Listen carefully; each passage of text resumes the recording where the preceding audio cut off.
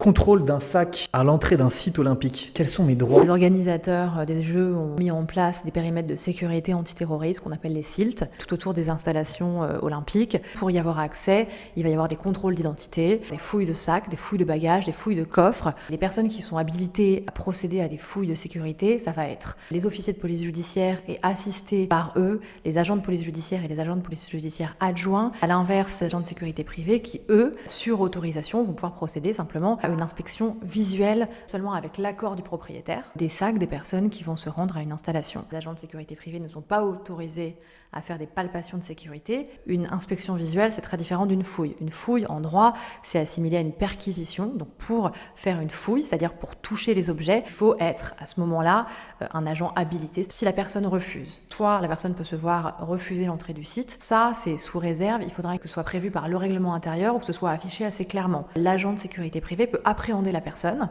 parce qu'on sait que si jamais il y a un flagrant délit, n'importe qui peut interpeller, appréhender quelqu'un, et à ce moment-là, l'agent peut le retenir le temps strictement nécessaire à la venue d'un officier de police judiciaire ou d'un agent de police judiciaire, enfin, ou d'un membre des forces de l'ordre, d'un gendarme. A contrario, la personne qui n'a commis aucun flagrant délit, il est absolument impossible de retenir cette personne contre son gré le temps que les forces de l'ordre arrivent, et il n'est pas possible non plus de lui imposer un contrôle de son bagage. Simplement, il ne pourra pas accéder au site. Si ça arrive, il faut connaître ses droits, c'est-à-dire que 1, on a le droit de refuser un contrôle, 2, on a le droit de demander pourquoi et dans quelles conditions ce contrôle est exercé, troisièmement, on a le droit, et ça c'est intéressant, à demander à être accompagné par un témoin lors de l'inspection visuelle de son sac, et on a aussi le droit de signaler à des agents ou de signaler au CNAPS si un contrôle visuel se passe mal ou si on a outrepassé les droits qui étaient prévus.